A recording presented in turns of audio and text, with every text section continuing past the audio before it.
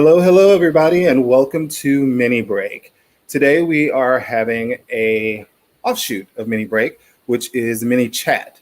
It's where you get a chance to learn about myself and my co-host Gary, and see a little bit more about us and what we're all about. So, just so you know, Gary is a teaching pro at McCarran Tennis Center.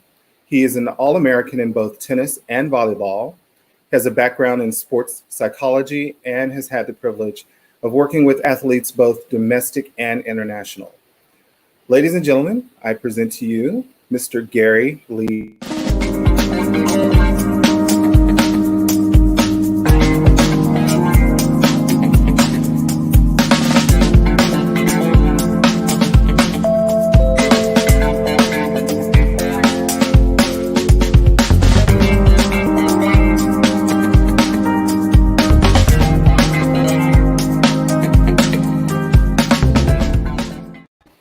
Hello, Gary. How are you?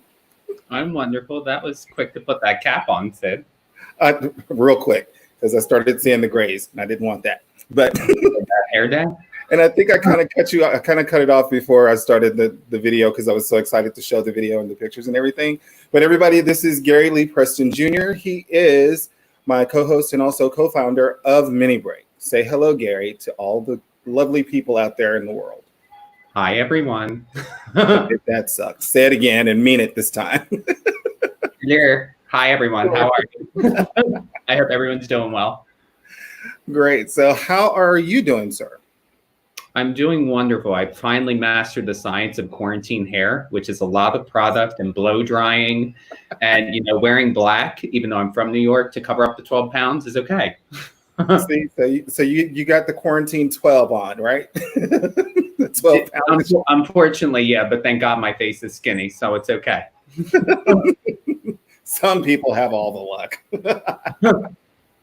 So everybody, today we are going to try to dive a little deep in so that everybody gets to know who Gary is. Last week, he kind of put me on the hot seat, not so much, but still, so that everybody could try to get to know me a little bit better. But I wanted to do this because several of you may know Gary from earlier on when, we were first playing GLTA and with MTG when he was one of the tennis teaching pros there and came in to rank us. So we'll get into all of that and we'll, start to see exactly who Gary is. But feel free to make sure you ask as many questions as you want to, and we will make sure that we put them up. We have one of our friends from Atlanta. Hey, Garnett, how are you doing?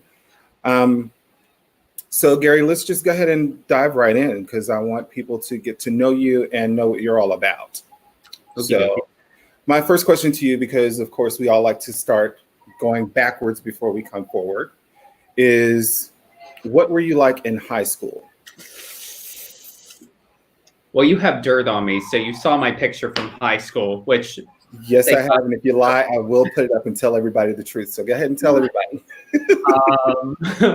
I would have to say in high school, I was I was known as the tennis guy. I kept to myself. I grew up in Cecil County, Maryland, and it was very much a school-oriented sport. The only sport we weren't really good in was probably basketball, and it was like farm country, and that was basically it. We were consistently in the States and whatnot, and we were the only school in our county that had a good tennis team. And I just happened to be playing number one for a majority of the time I was there. Nice. So now, since you started off playing, did you start off playing tennis in high school or was it, did you start off earlier than that? I started at age 4, actually. Didn't really have much of a choice. I had a choice, but I didn't have a choice. Kind of like what Brian Bradley said the other day. Mom was tennis player as well, a very good tennis player on top of that. So I had a lot to look up to in a lot of ways, or expectation wise. And it was always a challenge. I did regionals, I did sanctionals, I did a couple of national tournaments. It was ranked at one time just because out of consistency and being gritty. And that's how that journey started. So it had some highs and some lows, but I was able to figure out my identity sports-wise. What I wanted to do. It was always challenging growing up because of living in someone's shadow. No disrespect to my mom whatsoever. I wouldn't be the player I am today without her. So did you just at 4 years old just go pick up a racket and just start whacking balls, or what happened? Well, it's really funny you mentioned that. There's a big tournament in Delaware, which is called the Sickle Cell Tournament, which even though it's a charity event, it's also a high-end level tournament where you actually get prize money. And my mom was playing doubles with her longtime doubles partner, Debbie Reynolds. And she ended up Debbie Reynolds, as in actress Debbie Reynolds? No, another Debbie Reynolds. And that's a good one, though. They ended up winning the tournament, and I actually went on court. I ran down because they have like a stadium court. It's in Wilmington, Delaware at Brandywine Park. It's beautiful. It's one of my favorite places still to go to this day when I go home. I picked up my mom's racket with both hands, quite high. And my mom was putting on her jacket, and she tossed the ball to me, and I hit it over the net. And then she's just kind of stood there, and then she's like, okay, go here.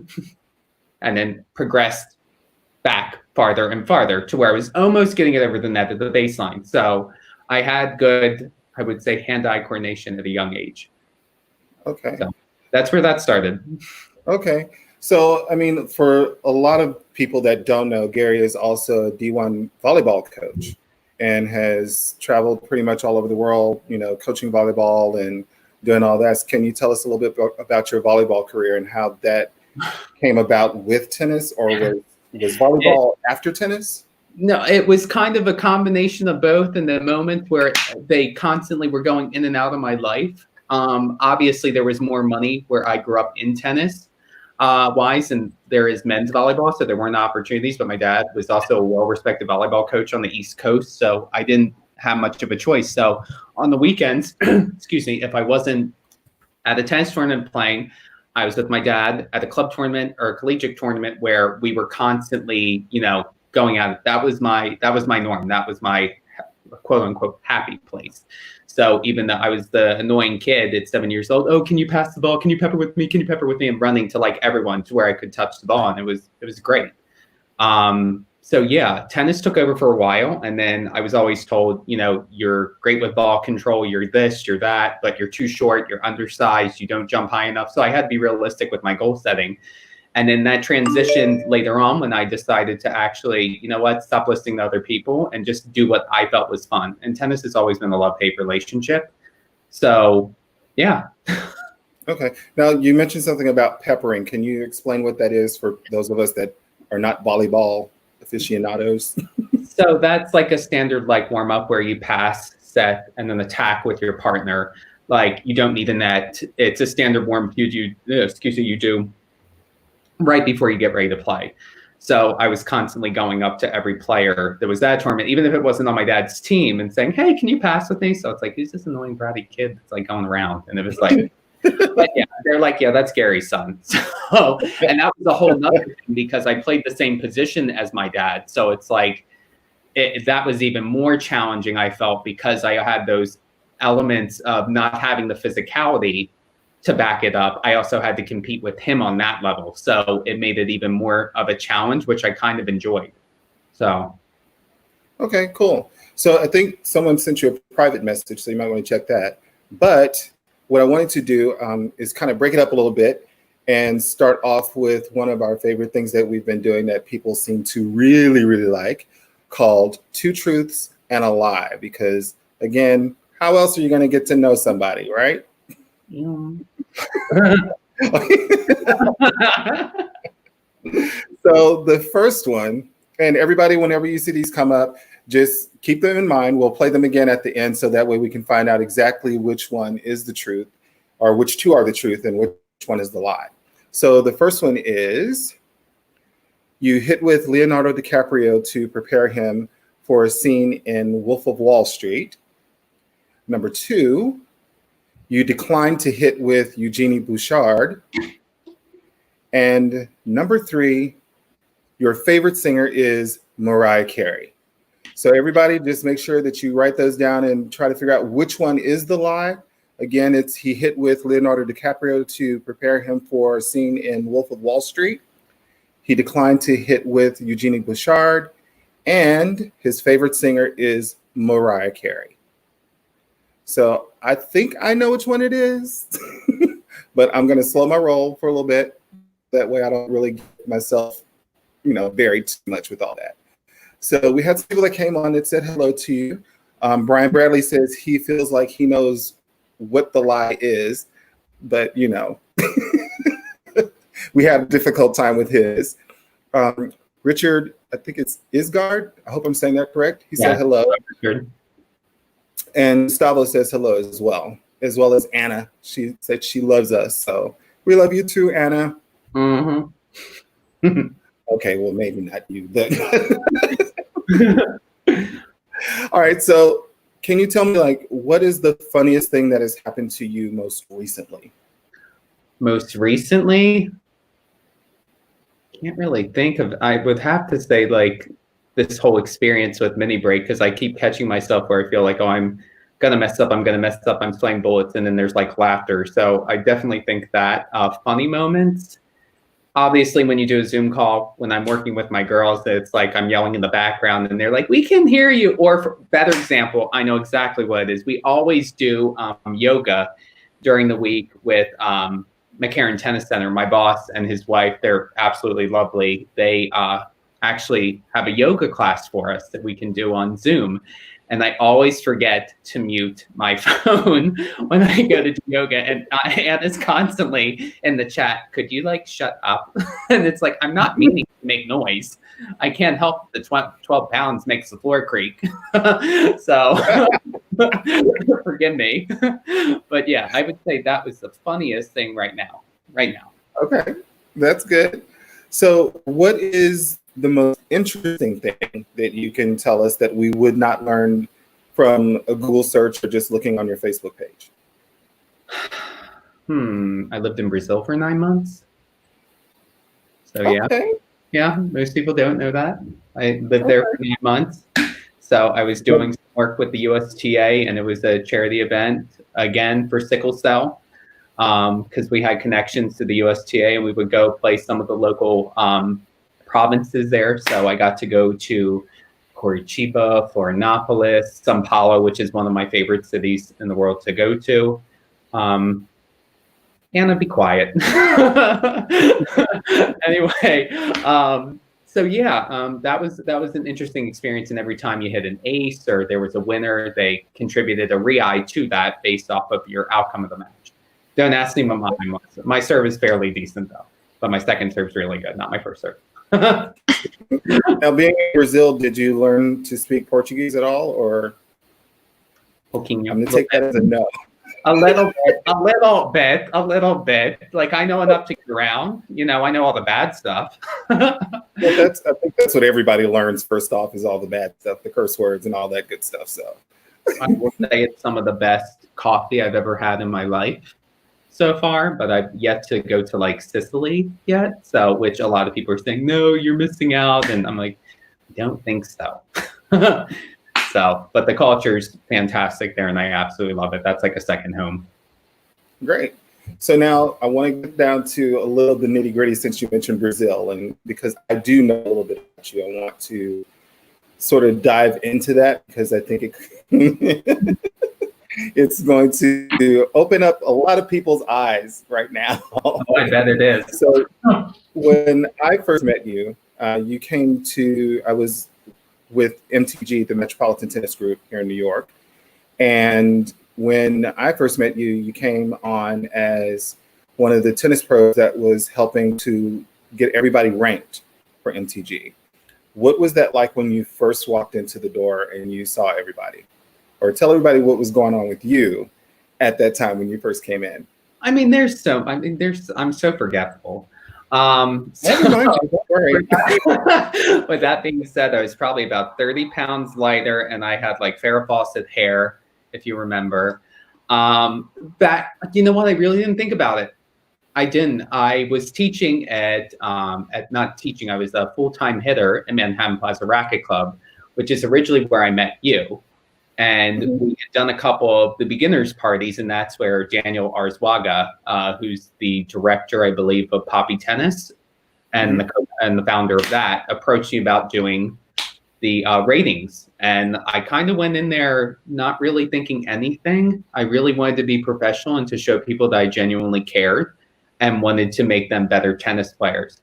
On the personal side, I think to some capacity, I was a little envious and a little jealous that they were so, what's the word I'm looking for? Themselves. Mhm. It's something, where I grew up. It's Mason-Dixon line, even though it's technically not the South. It is in a lot of ways, depending on like where you are within Maryland. So I think it was almost relieved, but at the same time, a little envious. So why would you be envious of them though? I think I always knew I was gay. I had to have. I think a lot of it, the expectation growing up, the fact that I played these stereotypical sports that are tied to being gay, I think that really, what's the word I'm looking for? Hits home. So it's almost as if you have to prove the masculinity of yourself. And Mhm. to me, it was funny because even as a kid, I would get questioned from time to time, but I would always kind of like scratch my head and be like, what is that? What does that mean? I'm just being myself. And I think that's something that a lot of people struggle with. Thank you, Chip. So yeah, I think that it wasn't envy in a bad way. It's just that, man, I wish I could have that, be that free and be that be that confident and liberated is the word Right. I'm looking for. So Because I remember when you first came in and I was sitting at the registration desk getting everybody in. Everybody was literally buzzing around, trying to figure out who you were and, who's the guy, who's the new guy with the hair and blah, blah, blah. And then, of course, as in most cultures, they try to find out if you're part of their family or not. So we had a lot of people that were questioning whether you were straight, whether you were gay.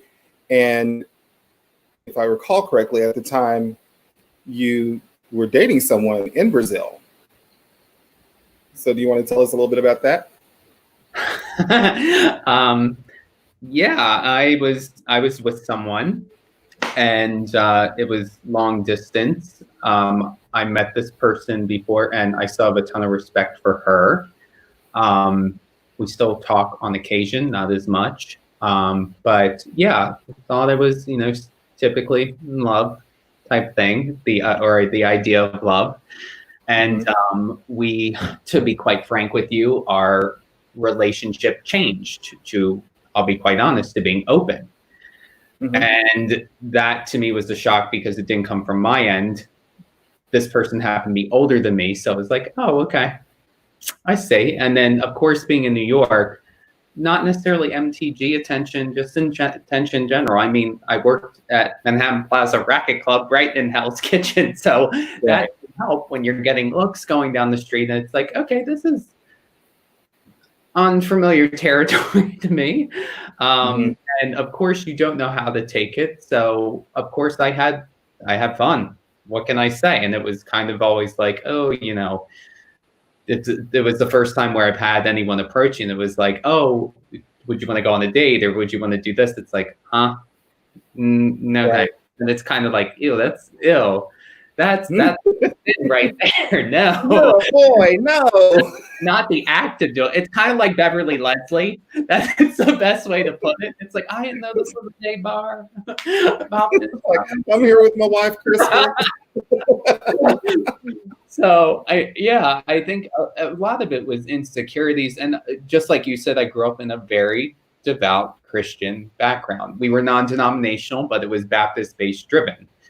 And nothing against any of my fellow church members from, I'll go ahead and say the name, Grace Bible Chapel in Maryland. Like, I still have maintained a relationship with a lot of the people there, and I'm still a Christian. I have my battles just like everyone else. So, but yeah, I think it was at that point where things started to, oh, what is this? What am I experiencing now? Right. So now, when was it that you started to feel more comfortable enough to actually come out and just tell people, your family, your friends, hey, this is who I am? Oh man, that's really hard. I can answer it. I'm just trying to be very careful with how I would have to say when I first fell in love. Okay.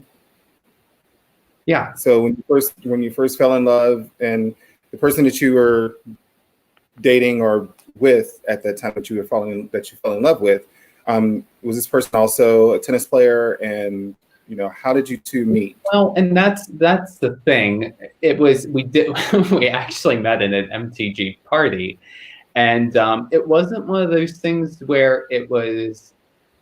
And this is no disrespect to him, where it's like, oh my gosh, you're gorgeous. Oh my God, you're this. It was like goo goo gaga, just kind of like organically happened because I feel we were both going through similar transitions at the time, because it was also new to New York. So I think it just kind of happened without me even realizing it, if that makes sense. So a lot of it was like, it was no longer, how do I want to word this? Oh, I'm dating a guy, or oh, it's this. It's like, oh, I love someone. I knew what it meant. I'm going to take like Raven Simone's comment. I know what it means to love another human being. And Okay. I was just kind of like, oh, this is what it means. It kind of like the light bulb finally went off type thing. Right. So now I know a lot of us, especially a lot of the players that we interacted with at MTG, didn't find out about your relationship, or didn't find out about you, literally, until 2013 at the Liberty Open. And I always tell people for me, that's when I felt like you came out, because it was literally everything that happened. So I think, was the Liberty your first GLTA tournament? It was, yeah, and that was literally by accident. I think we were talking and we were doing stuff with preparing people for Marcia Day, and which I believe is the lead up tournament to Liberty. And yeah, I was just kind of like, why not just play? I mean, I'm on the court all the time. I'm in good shape, and I'm making friends, and this is a great way to interact within my potential community when the time is right. I'll say something, and Liberty, I'll quote Brian Bradley again. Hey, Brian, it was like the perfect storm. Excuse me, everything kind of just flourished during that time. I didn't even, and everyone knows this, and I'll go ahead and say it now. My weakness at that time on the court was the approach shot, because I was always timid and coming in behind it. That was the first time I felt like I could actually move forward and be carefree and actually swing out my ball and like actually embrace the moment, regardless of if I won or not. I remember there were a couple times at Liberty I was diving on the court, so I was at the net. So yeah, it was fun. So now you actually ended up winning the 2013 Liberty Open in singles, correct? Yes. Yeah. And how was that? How was that whole experience? Let's just start from there. How was the whole experience coming in? Because again, you came in, and like I said, people really had not known much, because when you came in to teach, or when you came in just to rank, you were pretty much there, you did your job, and you left. So nobody from there really hung out with you. So when people started finding out, oh, that's Gary, that's the guy that teaches us, and so on and so on. Oh my God, is he really gay? No, he's not. Yes, he is. Starting from, the first game or match that you played on through till you got to the finals, how was all of that, just like hearing the whispers and hearing other people talk? How were you able to keep your head on straight with all of that? And think about it. I was so happy to just go out on court and play. I remember you gave me a Soulfire shirt that I was so thrilled to wear, because it was the first dry fit shirt, anyone that didn't stink on me right after. And I'm all about not smelling like BO, and like, at least if I'm not in shape, like I'm going to be put together, and that includes smell. I don't know. I didn't really think about it. I don't want it. I don't necessarily think I need to think about my orientation. I think I was just so relieved, and I felt alive. Like I felt, again, liberated, the best way to put it, because at that point, you had everything bottled up. And then you finally, like I said, the light bulb goes off. It's like, oh, wow. Let it rip. What do you have to lose at this point? Now, if someone came to me and said like, hey, and asked me, okay, I'd tell you. But at that point, it was like, no, like, get to know me for me. I feel a lot of people get caught up with that process of, oh, I'm this. Like, no, just be yourself, and then everything else will show through. I think that's really important. And plus, I also had to be professional. I was still working with a lot of them and coaching them, majority of the MTG players at that time. So I felt like I kind of had to set an example. Okay. Now, I think your parents actually showed up at one point during Liberty Open. How was that for you? My dad and my aunt, I believe you briefly met them when you were taking pictures during our doubles match at the time, which was a terrific semifinals. Giselle Leon was there. Hello, Giselle, if you're out there. They didn't really question. That's the one thing I will give my dad a lot of credit for. But obviously, he was the first to know because we've always been extremely close. We're the type of people where we can literally bang heads, and then we're good at the end of the day. With my mom, love her to death, but we fight like cats and dogs. So, and that's okay. I think at that time it kind of sunk into his head, okay, there's something there. And then at the time he saw me walking around with someone consistently, like, you know, goo goo gaga type thing. So I'm sure it went through his head, and I don't know, he loved me for me when I finally did tell him. So. Well, that's awesome, because a lot of us don't really have that, you know, because there's always the sneaking around and the dodging of questions and so forth and so on, because you want to try to keep your life as private as you possibly can before the hellstorm starts, I guess you could call it. Yeah. And I think you and I had the conversation where, you know, at first when you were first thinking about it and you weren't sure how to do anything, and you didn't want to tell a lot of people because you were afraid they were going to just blurt your business all out in the street. And I think I told you at that time, it's no one else's job to bring you out of the closet. If you want to stand there and keep your sports jacket on, that's your business. You should come out when you're ready to come out. Well, turtleneck in your case, but you know, still. But I think it, you know, I think it was really good for you at that time because, like I said, you had that perfect situation to be able to come out and be around, you know, a lot of people that you could start to develop a kinship with. So now one of my questions was, because I do know you and I want other people to know you, during all that time of coming out and playing tennis and being around all these people, did you encounter any hurdles when you first came out? Yeah, I did. I think it really caught me off guard, and I don't think it's any disrespect to anyone. I think a lot of it was, I'm going to chalk it up as miscommunication or just the environment, the sports environment that we're in. Absolutely. I mean, it's still a sensitive subject to this day, and that's one of the reasons why I've been gone from not MTG, but from GLTA sports for so long. I mean, there's more to it than that, and I think sometimes then it wasn't until after everything was done at the tournament where people actually were bringing it to my attention, it actually sat in, because I was just so excited to be in this community, and winning was icing on the cake, to be honest with you.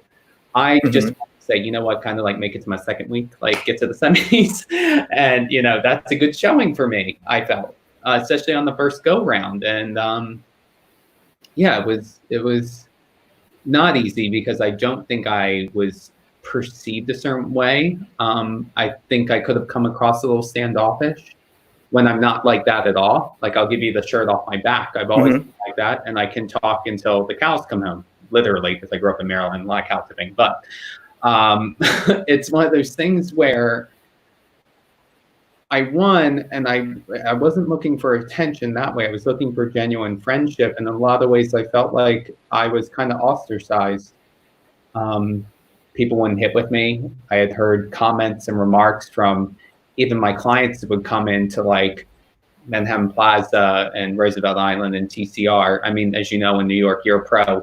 Everywhere it's the hustle type thing. Right. You're absolutely solidified, and it was very deterring.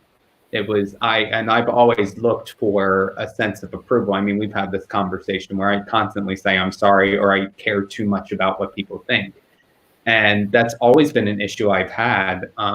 But yeah, it was very hard during that time because I never felt like I was accepted, or better yet, I wasn't able to make friends. And I don't know if it's anything that I've done or if it came across in an ill manner to those people and they know who they are. And I'm very sorry. There's much respect for them as a tennis player on court. Like, I will have nothing but respect because I also idolize them. I think that was the gut wrenching thing, was I wanted to be like a particular person, and is like, crap, just because of what transpired on the tennis court, that kind of changed everything. And like, that's not a sense of community.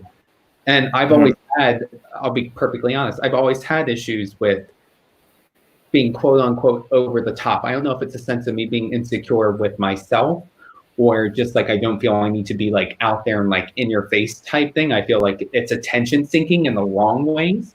But for me, it was like, I'm me, and that was never good enough.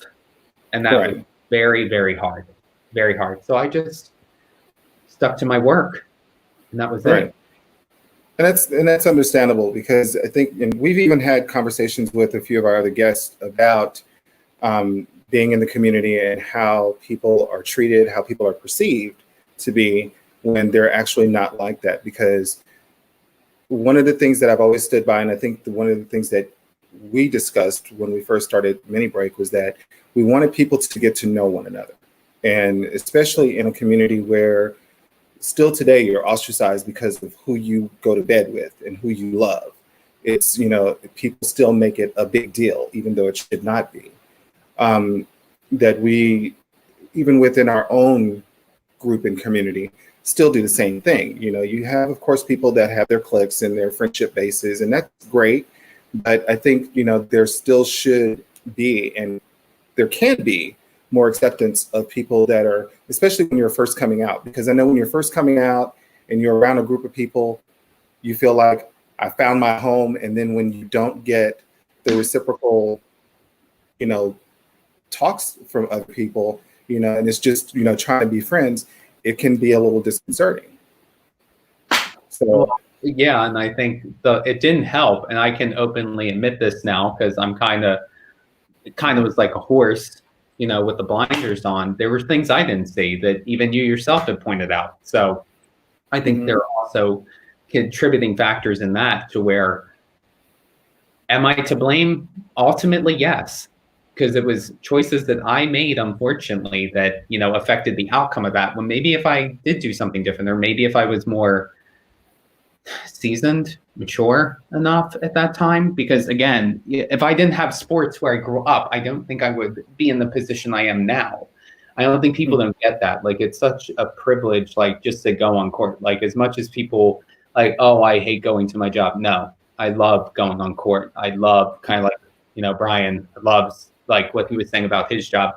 My favorite smell in the world is opening up a fresh can of tennis balls. Absolutely. I live for it. I know it sounds crazy, but that's where it's like, that's familiar. I know.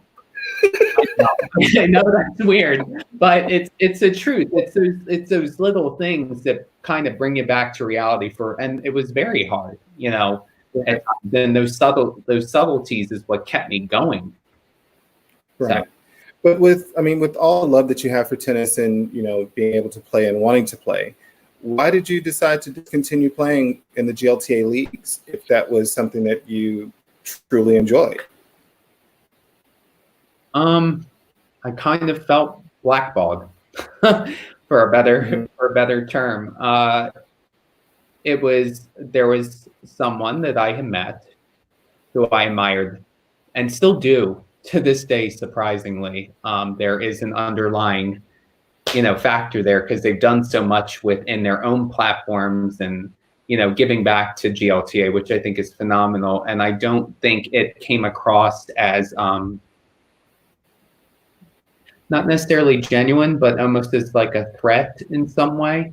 Because when there was all this kind of talk leading up, and then we were also playing doubles at one point at Liberty. So it was like, maybe I could have approached things differently, but I was just, at that point at the tournament, I was just like, I'm ready to go do battle. I was ready for that semifinal match, and like, this is exciting, and regardless of the outcome, like, this is exactly what I wanted, to feel like myself on court and to feel like I could just play.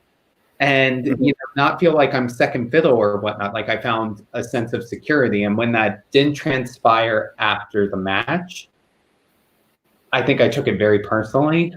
And I think that's what really kept me away for a long time. And the thing is this, I am going to put it out there. I'm not blaming that person at all, because I am my own person. And it's one of those things where, and we've had our moments where we've cried I've cried, and, you've kind of been like, Molly, you and Danger Girl, but type thing. And without the hair. But, it was very, even now, it makes you emotional thinking about it, because it was one of those things where I really wanted to be like this person and live that life that I always wanted. Not that I was jealous or envious. It's like, I want to be like you. Kind of like how you have a hero and, you meet your hero and it's not like what you expect. And that's right. Okay. I guess I think just being naive and knowing how I am, because I'm kind of like Rose Nyland to some extent, terminally naive, when it comes to emotions and dealing with people.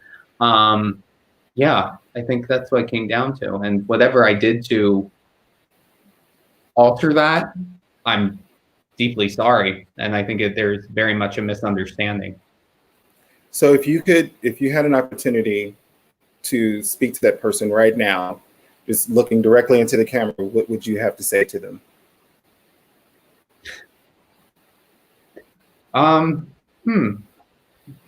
Interesting. I think a lot of it was a misunderstanding, and whatever you think I may have done, or, whatever you thought transpired between us, I think it's completely a misunderstanding, and there's still nothing but respect for you, even if there wasn't a friendship that transpired from it, which obviously you can't like everyone. There's nothing but love and respect from you on the tennis court and off, for that matter. Because I know better than anyone else to, ostracize someone, because we're ostracized enough as it is with who we are. So. Well said. So just to change it up a little bit, I have a couple of questions from some people. Eduardo wants to know, who is your favorite WTA tennis player and why? Oh, I'm going to catch crap for this one. Okay. Current or like, because we all know the answer to that. Well, let's do both. Let's go back and find out who you liked back in the day, and let's talk about now. Okay, I know I'm going to get crap for this, but I'm going to have to say Jennifer Capriati. When I started playing, I remember I was home. I just got done practice early in the morning, and my mom was making lunch, and she turned on the TV, and Jennifer had just blasted the backhand down the line against Hingis and was jumping in the air. I'm like, wow, who's that? And my mom's like, oh, that's Capriati. You don't remember her, but we actually went to that match when we were kids against her and Stellis. It didn't dawn on me, because I was very, very young at the time, because my mom was a big Connors fan. So every time he was on, it was kind of like the Super Bowl, like where she would like go crazy. I don't know why, but that's okay. That's her life. Yeah.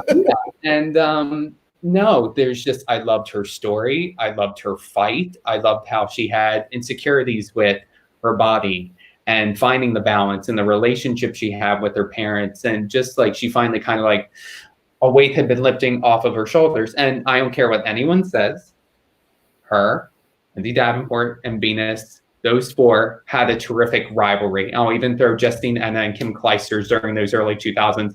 So those matches are what inspired me to play, because of the fight that you saw. Of course, the ball's hit differently now, but you want to talk about swinging from the hails at every point?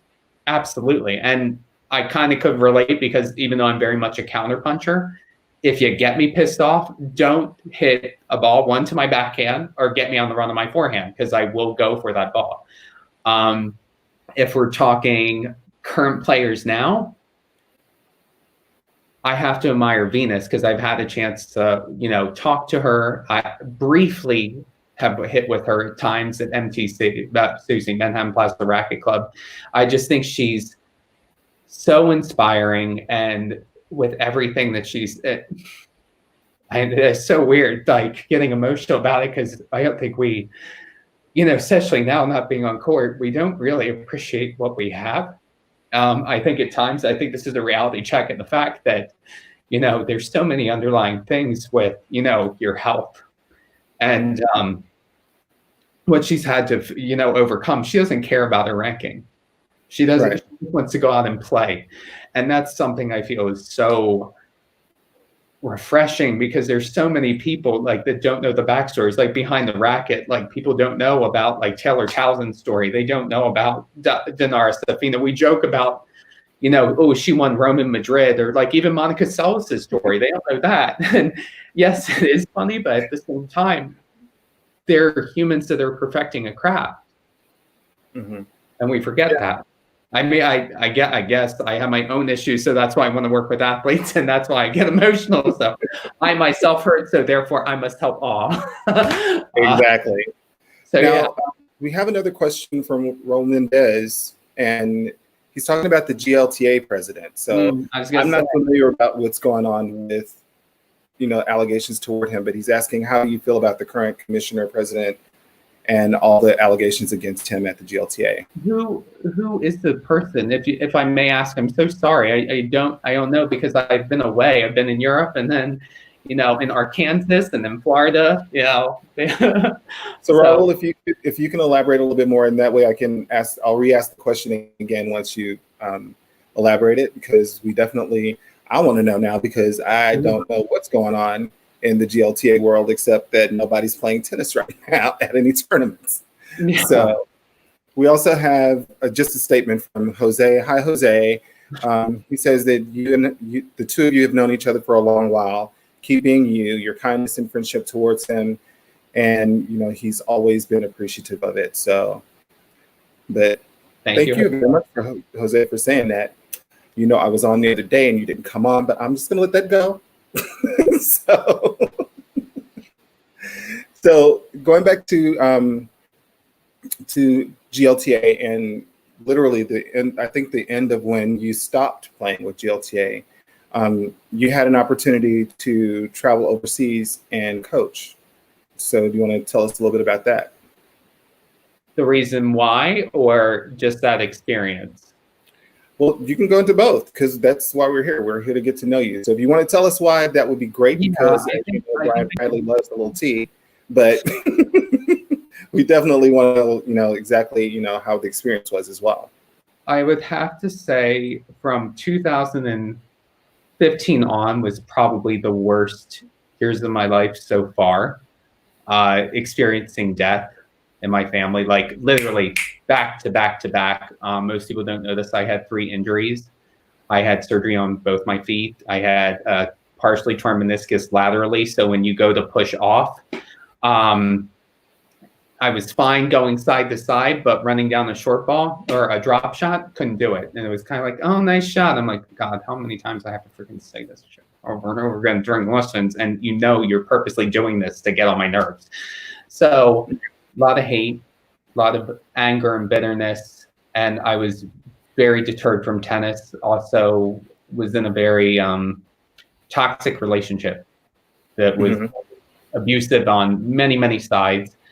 So for me, it was a chance to kind of reset myself and try to figure out, okay, what does Gary want again? And that was okay. Because as you know, the life here in New York, it's all about, who what's hot is hot, what's not is not. And I kind of felt like the glitter had came off and I needed a chance to reset myself. So when I went to the UK, went to the University of Greenwich, got the master's in sports and exercise psychology, and I took a hiatus from tennis. I think I played 2 or 3 times the whole time I was in the UK, and I did not get to play on grass, which I was very upset about. I had to play on fake clay court, these little pellets that would get stuck in your shoe. I'm like, what the hell is this? And it's like, it's staining my shoes. I'm like, I don't get this. It's not clay, it's rubber that's staining my shoes. I don't comprehend this. I had all white shoes at the time. So very disappointing with that. And I had a chance to connect from a volleyball perspective. And like I said, volleyball has always been challenging. Tennis has always come very easily to me.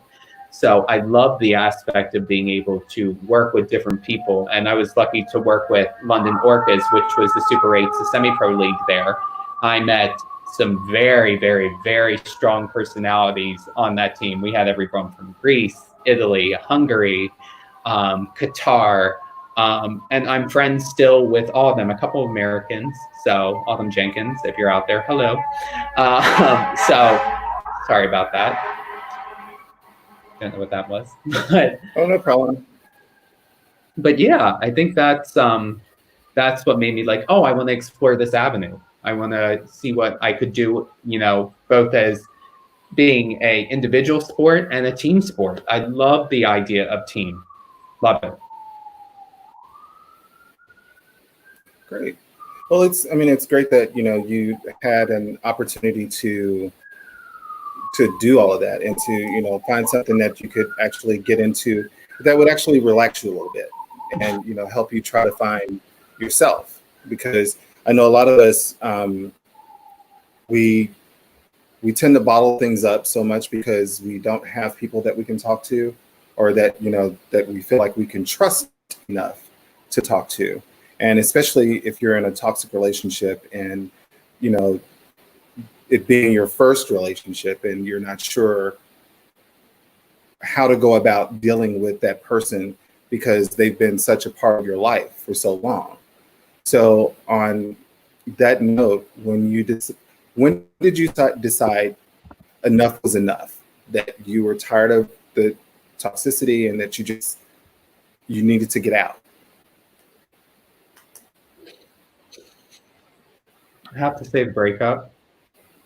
The first, big, Mm-hmm. I think that was like the thing where many people were kind of like forewarning me low key without being disrespectful. And I wasn't like, again, I'm very tunnel visioned. And if I'm in the moment, I tend to forget about things and pick up on it. But I felt like that was kind of the straw that broke the camel's back, because right prior to that, my grandmother died. And anyone who knows me, that was, and Anna Edelman will vouch for this, there were several days where she would call or text me. I wouldn't respond. I didn't want to get up. She was like my mom. She, that was the one thing that I think was really interesting, was having the figure, kind of like Jimmy Connors and, his mother. Their relationship they have was quite unique. She was that person I could call no matter what. And it was like, no matter what it was, it's like, hey, it's okay, things are good. And I couldn't do that anymore. And the connection home was gone. It was stripped away. And it's not like, it's nothing against my parents. They're lovely people. I think my relationship was just so different. And when your hero is no longer there anymore, and everyone's like, oh, it's your grandmother. And I'm like, no, she would go to tournaments. She was the one who was like, be you. I think, key, my grandmother was a badass. So she knew, it was never, we would always joke, we would curse at one another, and people were like, oh my God, it's kind of like the best representation, Dorothy and Sophia. Like, mm-hmm. You got us in the room, it was Dorothy and Sophia from Golden Girls. So that's something that's deeply missed. And there's sometimes I can still hear her voice, and her laugh was extremely contagious. It was a cross between a giggle and a full-on laugh. And it's just those little things that literally, I just felt like I had no one that was there. It was very challenging, and you deal with the injuries, and then, with where I was working, they were constantly on me about, like, you don't look like a tennis player, you're gaining weight, your legs are too big, which is a comment, which is, I feel one of my best assets. So I have no, I'm like Tina Turner. I don't care what you say. I'm going to show them off. It was very, it was a wake up call in a lot of ways. And I think I just really needed that time to reset myself and go from there. But yeah, that's it. Okay. So, just so that everyone knows, we had a question earlier about, how do you feel about the current president, commissioner, and all the allegations against him? Um, I actually just, found out about it and read a little bit on it. So before we can go into that, and I think what we'll do is we'll bring it up at a different date because I want to make sure I read it before we go into it, because I don't ever want to besmirch anyone's name and just go from one thing that I've read. I want to make sure, or one thing that I've heard. And I'm sure Gary's the same way. We want to make sure that, we're looking at every single avenue before we bring anything to light about that. I know it is online about him, and, but I definitely want to read about it and see what's going on, because I never want to make anyone feel less than just because something else has come up without knowing the true or falsities of it all. So, Raul, thank you very much for bringing it up, but we will address that at a later date. So please stay tuned for that if you would like. Sorry, Raul. Well, that being said, I mean, it's just like for me with anything in the gay community or any community, you want to make sure that before you start spreading anything or saying anything, everything is alleged at this point with him. And, I want to keep it that way until we find out exactly what's going on. I'm a firm believer that if someone did what they are accused of doing and it's been proven, do what you got to do to make sure they pay for it, or they'll pay for whatever happened. But until that point, I try to stay Switzerland with it. So I think you have to be. Yeah, because and I think we have so much of that. Everybody wants to jump on the bandwagon, but they don't want to stay for the full ride. They want to get off when it's comfortable for them, or so they can be one of the first to say, "I told you so, I told you so, I told you so." But if you're going to jump on the bandwagon, stay for the full ride, ride it out, and see what goes on. So, one of the questions that I did have, as far as like when you came back to the United States, and you were in Arkansas for a while. Hi, Melissa, by the way. You were in Arkansas for a while. Tell us a little bit about your time there, because I know it was short. Well, I mean, here's the thing. It's not wonderful people. It wasn't a terrible experience. It was definitely a learning experience. I was coaching at a top Division II program. They were top 20 in the country. And anyone who knows volleyball, if you go Midwest, those girls can ball. And they can challenge a lot of D1 schools, especially on the East Coast. Not so much like California or like Texas region, but definitely can contend against some D1 schools. So I was in that rich culture. We won a championship, got a berth into the NCAA. Met Melissa Kelly. She happened to Google me because one of the former Hall of Fame volleyball players that used to come in the gym, they're like, "Oh, Gary's used to be a tennis player, and they're, a tennis coach in New York." So she Googled me and then was like, "Do you want to teach at Creekmore Tennis Center?" And then I had a chance to bring Anna Edelman down there to run a camp, which was pretty successful, minus the flooding that was literally all around the bend of Fort Smith. And literally, when she got there, it was like literally a huge ring of water going into the city. Thank God we had like the main highway to get through. And my Buick Enclave did a nice job with that, pushing through. But yeah, it was a great experience.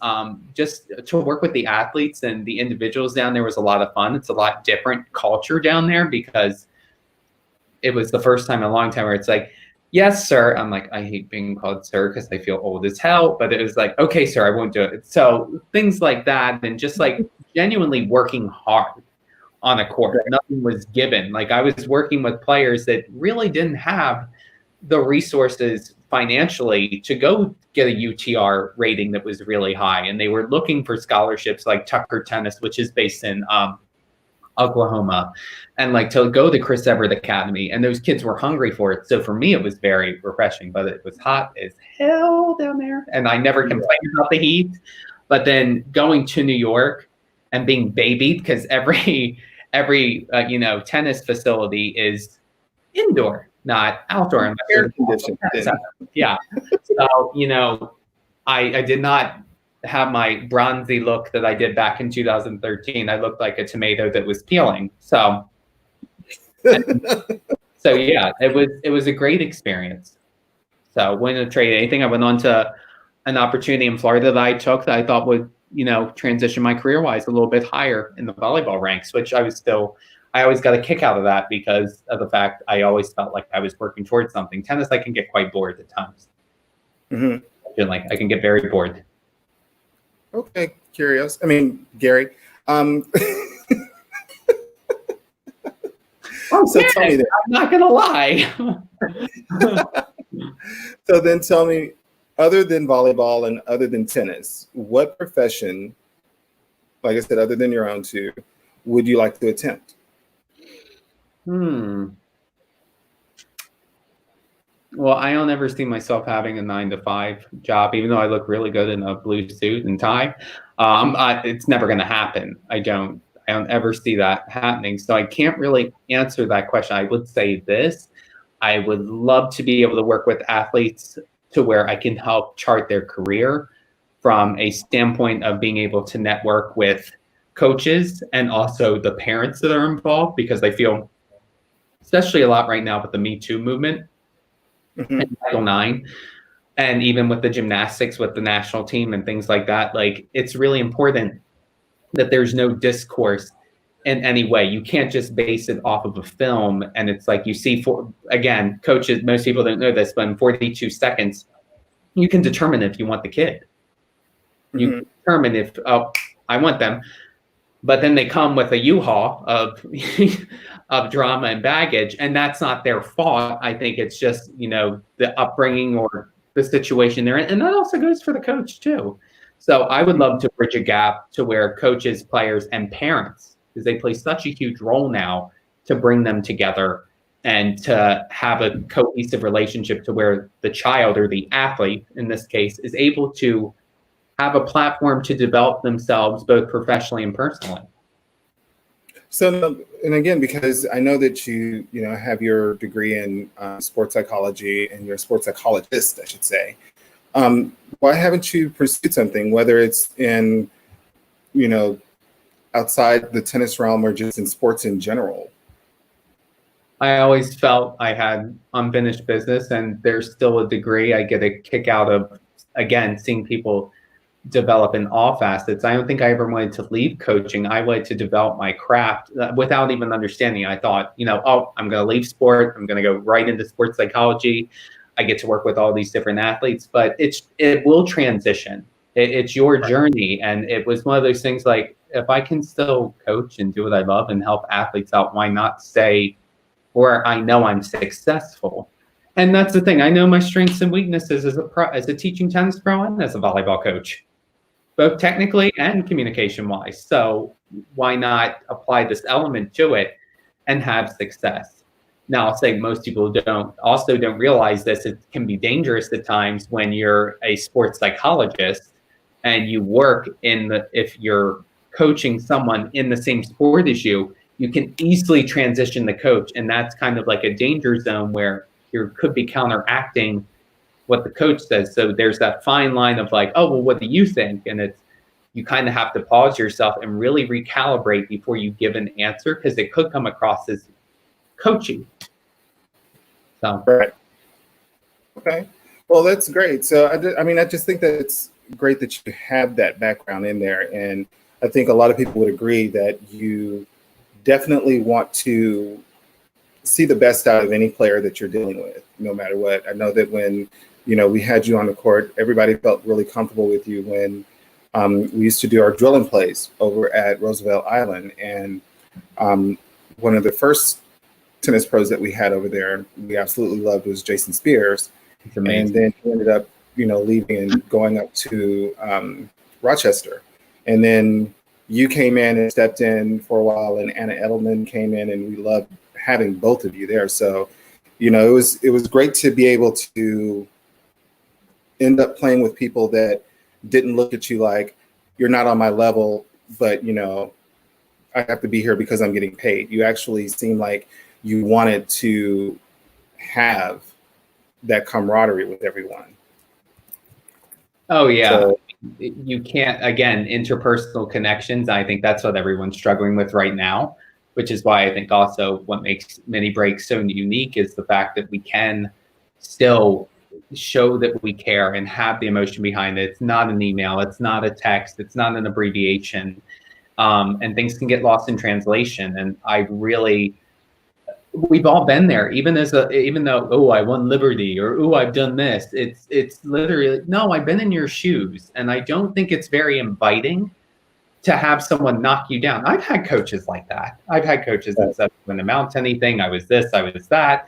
Was it their way of pushing me? Yes. Did it work to a capacity? Yes, but at the same time, I would never wish that on someone else. And to me, just because you have had that older influence of coaching, that doesn't necessarily make it right if you're thinking about it down the road. So I always wanted to set the example of, if you want to text me and ask me, how can I fix my forehand? Or, hey, how's my serve look? Am I footballing? Am I this? Or am I right grip? By all means, who am I to say it's just a job? Because I feel you need to love what you do to be great at what you do.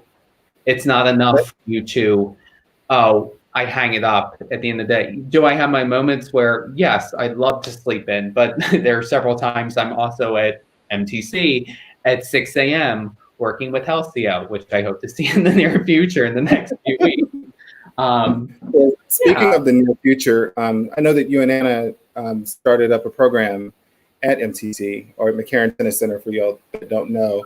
They've changed the name to actually say MTC now instead of McCarran Tennis Center. So can you tell us a little bit about what you and Anna developed there?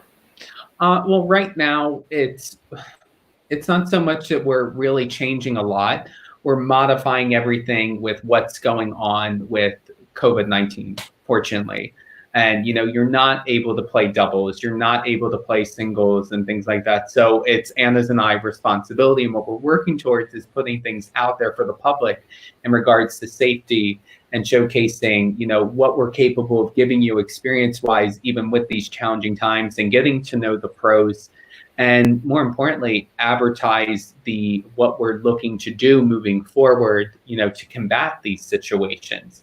We're constantly plugging away nonstop, trying to, new ideas. And I welcome literally anyone to text me or Anna at this point and say, hey, these are some thoughts that we have. As from a clientele perspective, we're looking to make it the best experience we possibly can for everyone, with a structure of making everyone better, whether you're an elite, Noah Rubin, because Noah Rubin sit there, or, a lower tier, like beginner player. Like, it should be fun, it should be inviting. And that's what we want to show, but really emphasize safety at this current time. And of course, we'll be opening up new locations within the next year or so. So that's pretty exciting. Well, I can tell everybody, I did your cardio tennis. And yes, I hated both of you. I was very supportive. You were supportive, but Anna, my love. Yeah. I love you, but no. But it was really, really good. And Halcyon, as you mentioned earlier, afterwards, that's all he talked about. He was like, I want to do more of this. And so anybody out there that's looking to get in some good cardio and also get some good tips in your tennis and, hit some balls, reach out and find out more about their program there with the cardio tennis, because it was awesome. Now, with the whole COVID thing, like I said, I know you guys are not doing doubles, but are you able to do like the cardio tennis things like that? That's one of the things we're actually getting together this week. Finally, we're going to break a little bit of isolation and put our heads together actually in the same room and tackle it. Obviously, we have to go with the guidelines of the USTA. And to second that and piggyback off, we can blame Halcyon for that, because he was in hella good shape and still is. So we had to challenge him, unfortunately. So we can blame him, not Anna or Mike. I was in a shape also. It just happened to be the shape of a pear, but still. I enjoyed it. It was actually really good, because it showed me, one, that I needed to get my cardio up, and two, that just standing still is not going to cut it when you're out on the court. Yeah. So with that being said, like moving forward, it's not going to be the same. Like it's going to be, you don't pick up the balls at MTC. We pick up the balls. We do a ball count. We have dividers. We have spacing that's available for you to stand. And when you do your warm up, it's divided on the court. I know myself and Anna, we talked about this. The pros can only go on one side of the court. So we have our own challenges that we're facing with that, but we're going to figure out a way to make it fun and, definitely worth your money. Because again, tennis is a very expensive sport. And that's the one thing that I could absolutely change is make it more affordable for everyone. Right. Absolutely. Well, I think what we might want to do, if they're amenable to it, is take mini break over there so that way we can show people how the tennis facilities are actually structuring their locations for, pre-COVID or post-COVID, so that people can see how they're playing tennis now. Because I think it's a good idea for people to see what they're spending their money on and how, it's changing for them to still play the sport that they love. So that all being said, we are getting ready to wrap up real quick, but I do want to go back into our 2 truths and a lie so that we can try to figure out exactly what you were lying about, sir. Oh, come on. So again, everybody, just so that you know, the 2 truths and a lie. First, he said that he hit with Leonardo DiCaprio to prepare him for a scene in Wolf of Wall Street. That he also declined to hit with Eugenie Bouchard, and that his favorite singer is Mariah Carey. Now, I know some of you put some comments in earlier. We had a lot of 1s, a 2 and a 3 are true. So I said earlier that I thought it was number 2 that you declined to hit with Eugenie Bouchard because, because like your sign said earlier, and you know what it means. So if anybody has any other ideas about what that lie is, if you want to put it in now, let me know. Harlan said it's number 3. That is the lie. Anna thinks that 2 and 3 are trues. Let's see here. Hi Gustavo. He said that it's number 1. That's the lie. Richard said number 1 is the lie. Michael said number 1 is the lie. So Gary. Are we doing this in any particular order? Huh? Are we doing this in any particular order? Give it to me that way. I can answer it.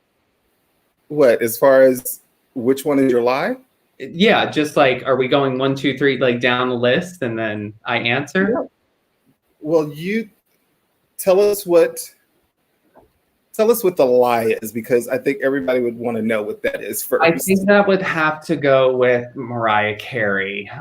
Just saying. You don't know her.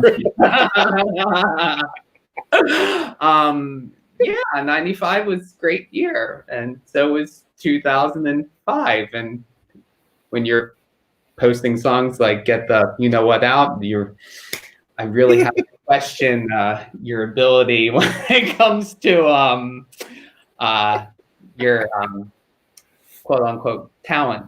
So, but no, all respect to her. I think I'm a little bitter because I wrote a fan letter to her when I was younger and she never responded back. So I was like, forget her.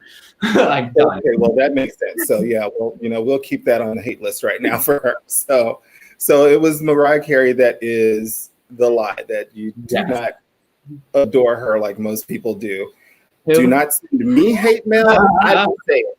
I'm just wanting you to know that Gary is the one that does not like Mariah Carey. So everybody, we definitely thank you very much for coming on tonight and getting to know Gary and asking a few questions and trying to figure out exactly who he is and what he's all about. We definitely want to make sure that anytime anyone has questions, that they're more than welcome to ask us, and we will try to be as honest as possible when we're answering those questions.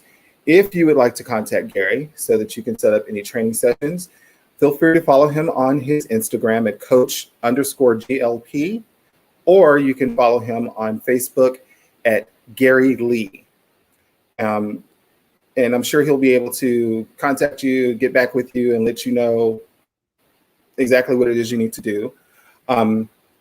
We'll also have on sometime in the near future, I hope, Anna Edelman, so that she can come on and tell us what it's like to be a pretty girl on the court too. Because I'm not going to lie. I'm very disappointed with Anna right now because she thought I liked Mariah Carey.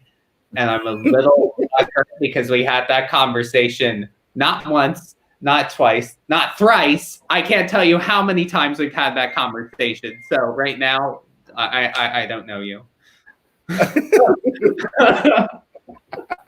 Well, I'm sure that you two will get in the boxing ring and change it. So she changed her answer. Okay. Well, she's so forgetful. Well, everybody, thanks again for joining us tonight. I believe our next guest, if I'm not mistaken, next week is going to be Eduardo. And can you say his last name for me? Because I don't want to screw it up. I think it's Arzaga. Yes, it is Arzaga, but it's actually not him first because Sunday we have Nicholas. Oh, so tell everybody who Nicholas is. And Eduardo, sorry I messed up putting you on the spot for next week, but so Nicholas you're in the shuffle. Is a former student from Vassar who has recently joined the GLTA, and he was actually a member of, he took part in Behind the Racket. So he has some great insights to the GLTA tennis, LGBTQ community, and is very insightful. And also, I would say, a little bit of a pioneer with the movement of getting GLTA or gay sports in general out there in the world. So it'll be very insightful. Followed by that, Wednesday, we'll have Eduardo, which I'm excited about. And say Nicholas's full name again, because I think I was talking and you got I do not have his full name on me, actually, which is really bad because I should know this. Sorry, Nicholas. Sir, what is your deal right now? I can't function. I don't know her either. Apparently. It's Nicholas Lee, and he will definitely be on with us. I don't know how you could not remember his name since you both share my name. I know a name. So. I didn't want to screw it up. I thought it was Lee, but I'm like, So he just pronounces Lee differently. That's all. No. Yeah. And he also played at Atlantic Cup. So That's when I first met him. I didn't realize that until Brian Bradley brought it up. So thank you, Brian, for reminding me that I did meet Nick. So again, we will be on again on Sunday with Nicholas, and then Wednesday with Eduardo. Yes. Okay. All right. So everybody, thanks again for coming on tonight. We really enjoyed all your questions and all the love that you showed to Gary tonight. And again, if you have any questions, feel free to reach out to him or to myself, and we will be more than happy to answer them. Make sure that you go and subscribe to or like us on Mini Break 2020 on Facebook and Mini-Break 2020 on YouTube. Again, we will see you soon. Thank you all very much again for coming out tonight. Have a good night. Thank you.